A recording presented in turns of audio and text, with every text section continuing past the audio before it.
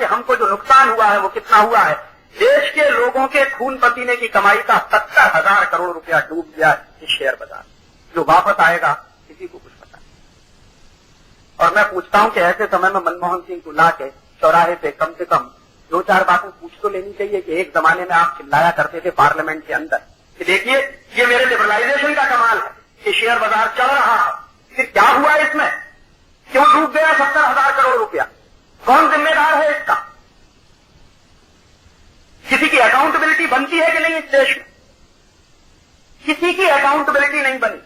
और उसी कमेटी ने जो रिकमेंडेशन किए थे मनमोहन सिंह को कि ये सारा तमाशा सिटी बैंक के इशारे पर हुआ, हर्षद मेहता तो उसमें सिर्फ एक कठपुतली की तरह से काम करता रहा। ये मैं नहीं कहता, पार्लियामेंट्री कमेटी की फाइंडिंग्स है। और कमेटी ने ये रिकमेंडेशन किए कि सिटी बैंक ऑफ इंडिया को हिंदुस्तान से बिस्तर बांध के भगा देने की जरूरत है। तो मनमोहन सिंह ने स्टेटमेंट किया कि नहीं, हम सिटी बैंक ऑफ इंडिया को अगर भगा देंगे तो गलत सिग्नल जाएंगे दुनिया में। माने चोर को चोर नहीं कह सकते हम, डकैत को डकैत नहीं कह सकते हम, क्योंकि हमारे सिग्नल्स गलत चले जाएंगे। कौन सा देश है ये, और कौन सा फाइनेंस मिनिस्टर इस देश को रूल करता है। दुनिया के किसी भी दूसरे देश में अगर अमेरिका में ही ये स्कैम हुआ होता, हिंदुस्तान की जगह अमेरिका को रखकर देखिए, और अमेरिका में ये स्कैम हुआ होता और काश स्टेट बैंक ऑफ इंडिया हमारा उसमें इन्वॉल्व होता, तो अमेरिकन सरकार ने 1 मिनट की देर नहीं की होती स्टेट बैंक ऑफ इंडिया को वहां से रवाना करते। ये हम पॉलिटिकल स्लेव कंट्री में रहते हुए मैं कह रहा हूं इस देश में कि सिटी बैंक ऑफ इंडिया के बारे में सारे सबूत होने के बावजूद इस देश में सिटी बैंक ऑफ इंडिया को हिंदुस्तान से नहीं भगाया गया, क्योंकि मनमोहन सिंह नहीं चाहता। और कभी कभी मैं ये आरोप करता हूं कि मनमोहन सिंह कोई मनमोहन सिंह नहीं है, वो अमेरिका का 101% एजेंट है,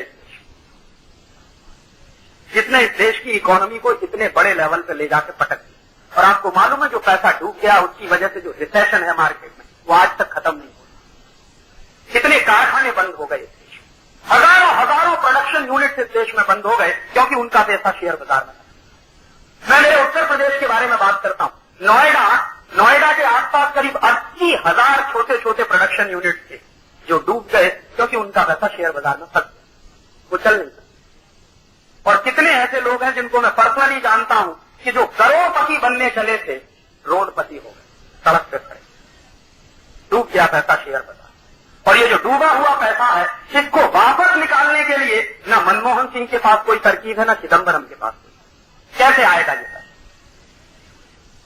ये ग्लोबलाइजेशन नहीं हुआ, ये लिबरलाइजेशन नहीं हुआ, आपकी लूट हुई।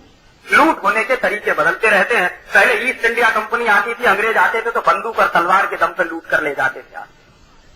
और अब तरीका बदल दिया है, ग्लोबलाइजेशन और लिबरलाइजेशन के नाम पर आते हैं और आपके देश से 70,000 करोड़ लूट कर ले जाते हैं और आप खामोशी के साथ बैठे बैठे देख रहे हैं। पता नहीं कब हर्षद मेहता को इस देश में फांसी की सजा मिलेगी, मुझे मालूम है, पता नहीं कब मिलेगी। शायद हो सकता है 2 साल के बाद आप भी भूल जाए, मैं भी भूल जाऊं कि इस देश में इतना बड़ा स्कैम भी कोई हुआ। और आप देख लीजिए जब से ग्लोबलाइजेशन और लिबरलाइजेशन है तो ये स्कैम का ही हिस्सा, जिसको आप ग्लोबलाइजेशन कहते हैं, वो स्कैम का ही एक दूसरा हिस्सा। जितने तेजी से ग्लोबलाइजेशन चला उतने तेजी से इस देश में घोटाले चले। 91 से 97 के बीच में जितने घोटाले हुए हैं उसमें पार्लियामेंट की फाइंडिंग्स है, मेरी फाइंडिंग्स नहीं, कि हिंदुस्तान के लोगों के खून पसीने की कमाई का 70,000 करोड़ डूब गया। ये वो कहते हैं। तो 20,000 करोड़ आया और 70,000 करोड़ हमारा डूब गया। ये है ग्लोबलाइजेशन का असली शिक्षण। कोई पूंजी वहां से आ नहीं रही है, आपको लूट करके आपके देश